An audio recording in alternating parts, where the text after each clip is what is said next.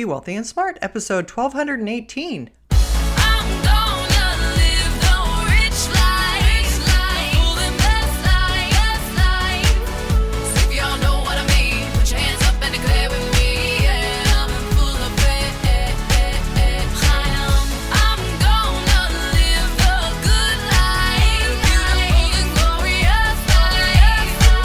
Step into a world of wealth and financial freedom without budgets, boredom, or bosses on Be Wealthy and Smart.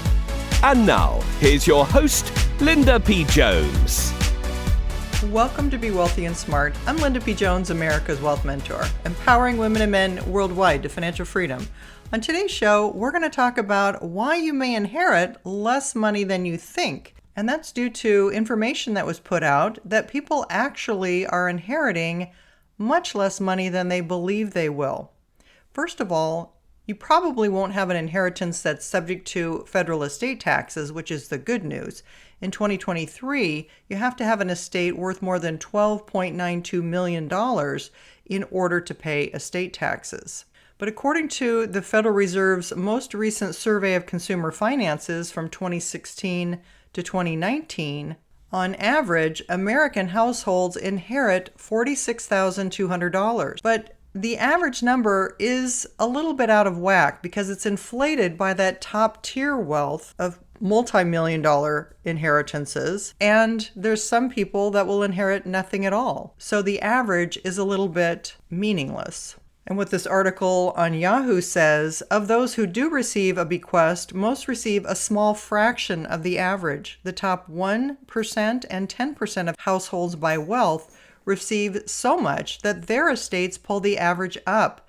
This creates the impression that many, if not most households, receive a comfortable nest egg, when very few actually do. It's less than a third of all households that inherit any money. Between 70% and 80% of households receive no inheritance whatsoever. The article also says a consistent reality with inheritance is that almost all households who receive an inheritance expect more than they get.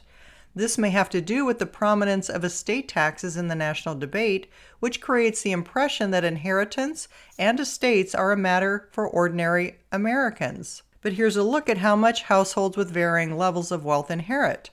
So the top 1% of inheritances is $719,000, but people at that level expected an inheritance of $941,100, about $220,000 more than what they really got. Measured by wealth, the top 1% of households receive overwhelmingly more than any other group measured.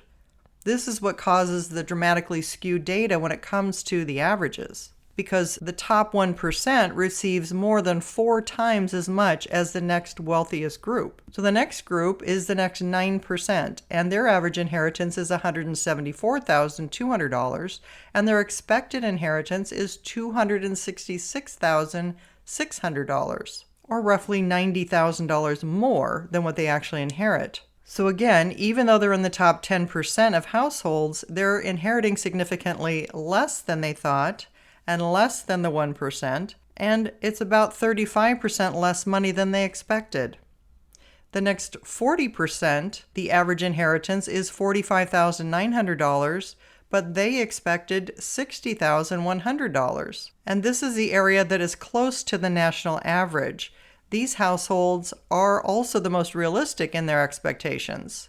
Then we have the bottom 50%, whose average inheritance is $9,700, but their expected inheritance is $29,400. So here's where the averages kind of throw everything off.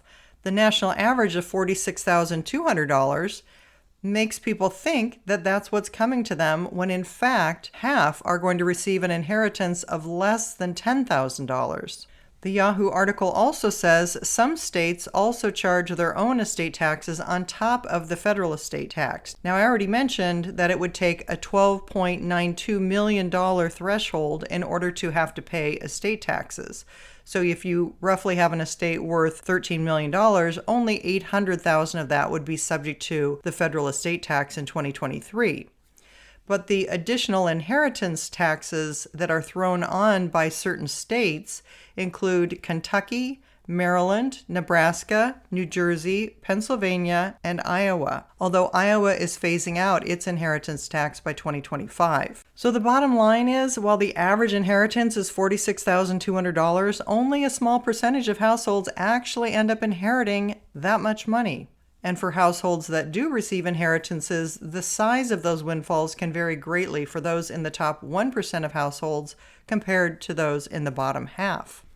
I think one thing that's overlooked is that even if there are substantial estate assets, the expenses at the end of life can eat up almost 50% of an estate. That's because whether you're in a nursing home or long-term care, or you have hospital expenses at end of life, that can really eat into an estate. So even if you think that there's a big amount for you to inherit, just remember, it can dramatically change depending on what happens at the very end of life, usually in the very last year of life.